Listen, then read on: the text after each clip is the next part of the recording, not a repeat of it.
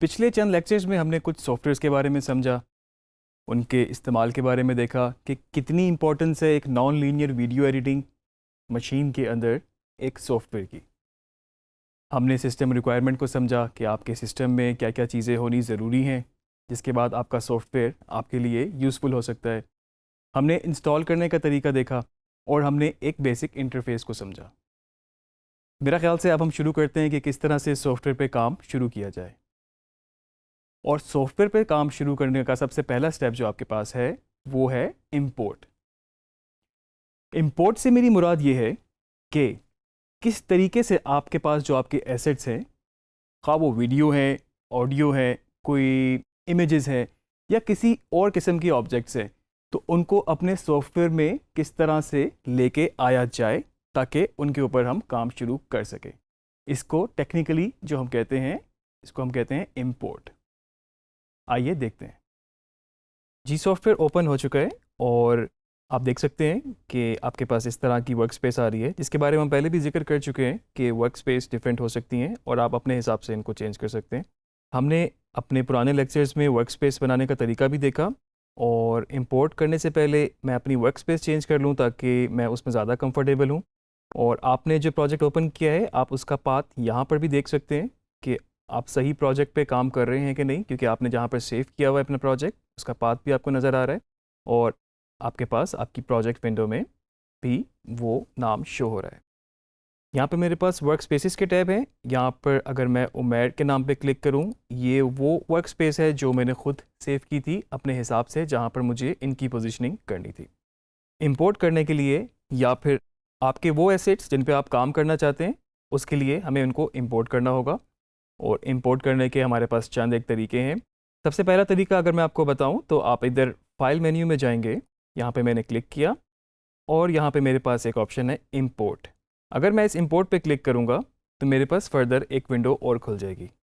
जैसे कि हम पहले बात कर चुके हैं कि जिस तरह से हम अपने डाटा को ऑर्गेनाइज़ करते हैं, हमें पता होना चाहिए कि हमारा डाटा कहाँ पे पड़ा है। जहाँ पे आपने अपने प्रोजेक्ट का मेन फोल्डर बनाया था वहीं पर आपके पास आपके एसेट्स का फोल्डर भी मौजूद है। ख्वाह वो वीडियो के नाम से है, डाटा के नाम से है, ऑडियो के नाम से है, वो आपकी अपनी ऑर्गेनाइज करने का तरीका हो सकता है। तो इस वक्त अगर हम जाते हैं अपने प्रोजेक्ट मेन फोल्डर में और यहाँ पर हमारे पास ये वीडियो का फोल्डर ऑलरेडी सिलेक्टेड है। ये मेरे पास इस वक्त चंद क्लिप्स शो हो रहे हैं। अगर मुझे जस्ट एक फ़ाइल इंपोर्ट करनी है मैं उसको यहाँ पर क्लिक करूँगा और अगर मैं इसको यहाँ पर ओपन करूँ तो मेरे पास एक फ़ाइल इंपोर्ट हो चुकी है। मल्टीपल फाइल्स इंपोर्ट करने के लिए मैं दोबारा इंपोर्ट में गया और अगर मुझे इसमें से सिलेक्टिव फाइल्स इंपोर्ट करनी है तो अगर मैंने इसको क्लिक किया उसके बाद मैंने कंट्रोल प्रेस करना है कीबोर्ड पे और नेक्स्ट फाइल, कौन सी फाइल मुझे चाहिए मैं उसको इंपोर्ट कर सकता हूँ इस तरह से सिलेक्ट करके। अब आप देख सकते हैं जो फाइल्स इस वक्त हाईलाइट हैं, इनको अगर मैं यहाँ से ओपन करूँगा तो वो आपके सॉफ्टवेयर में प्रोजेक्ट विंडो के अंदर इंपोर्ट हो जाएगी। ये तो था हमारा एक तरीका। आगे कुछ और तरीके भी हम देखते हैं। उसके लिए मैं यहाँ पर कंट्रोल प्लस Z प्रेस कर रहा हूँ, शॉर्ट की है अंडू की। जो स्टेप आप पहले कर चुके थे कंट्रोल Z करने के बाद वो वापस रिवर्स में हो जाता है। सेकंड तरीका हमारे पास है जो कि उसकी शॉर्ट की है कंट्रोल प्लस I। मैं अपने कीबोर्ड पे कंट्रोल और उसके साथ I की को प्रेस करता हूँ। अगेन मेरे पास वही विंडो खुल चुकी है जहाँ पर मैं अपने फुटेजेस को जाके सिलेक्ट कर सकता हूँ। उसी तरीके से मल्टीपल फाइल्स करनी है या आपने सारी फाइल्स करनी है आप उनको सिलेक्ट कर सकते हैं, ओपन करेंगे और आपके पास वो फाइल्स इंपोर्ट हो गई। यहाँ पर मैं आपको ये भी बताता चलूँ कि अगर आपको पूरा फोल्डर ही इंपोर्ट करना हो तो जिस तरह से आप अपने एग्जैक्ट पाथ पे गए और अगर आपको ये पूरा फोल्डर, इसके सारे एसेट्स जो इस फोल्डर के अंदर आपने ऑलरेडी कॉपी किए हुए हैं वो सारे ही आपको प्रीमियर में चाहिए हो तो आप जस्ट इस फोल्डर को सिलेक्ट करेंगे और यहाँ से आपके पास इंपोर्ट फोल्डर की ऑप्शन पे क्लिक करेंगे। आप देख सकते हैं पूरा फोल्डर वीडियो का इस वक्त आपके सॉफ्टवेयर एडोबी प्रीमियर के अंदर इंपोर्ट हो चुका है।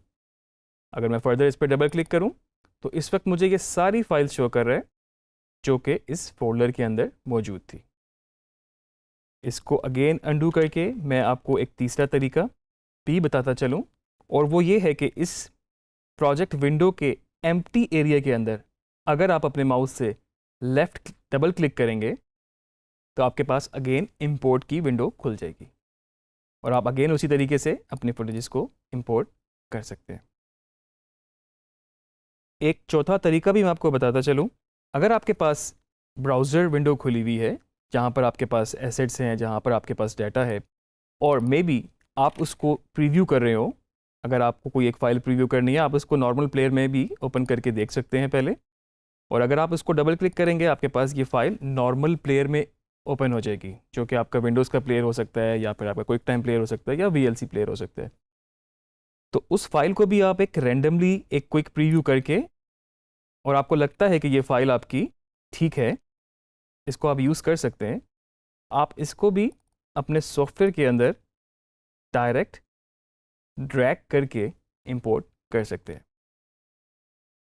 आपने जस्ट फाइल को यहाँ से पकड़ के ड्रैग करना है और यहाँ पर आपने इसको ड्रॉप कर देना है, तो आपके पास फाइल प्रोजेक्ट विंडो में इंपोर्ट हो जाएगी। ये तो थे इंपोर्ट करने के 4 डिफरेंट तरीके। एक और तरीका अगर मैं और ऐड करना चाहूँ, जो कि वो भी ड्रैगबल ही ऑप्शन है, और वो ये है कि आप उसको डायरेक्टली टाइमलाइन में या फिर अपनी सोर्स विंडो में भी इंपोर्ट कर सकते हैं। उसी तरह से आप अपने ब्राउज़र विंडो में जाएंगे जहाँ पर आपके पास डाटा है और उसको आप ड्रैग करेंगे इस टाइमलाइन सीक्वेंस के अंदर या फिर अपनी सोर्स विंडो के अंदर, और जब इसको आप ड्रॉप करेंगे तो ये फाइल आपके पास आपके सॉफ्टवेयर में आ जाएगी। इसी तरीके से अगर हम टाइमलाइन पे देखें तो हमारे पास इस वक्त टाइमलाइन, क्योंकि एम्प्टी थी, टाइमलाइन भी बन चुकी है, आपका एक सीक्वेंस बन चुका है और आपके पास फुटेज भी इंपोर्ट हो चुकी है। तो ये तो थे आपके पास अपने एसेट्स को, अपनी फाइल्स को इंपोर्ट करने के चंद तरीके। इन फाइल्स को इंपोर्ट करने के बाद आप इनके ऊपर फर्दर काम स्टार्ट कर सकते हैं। आप अपना सीक्वेंस एडिटिंग का जिस तरीके से लेके चलना चाहते हैं आप लेके जा सकते हैं उसको।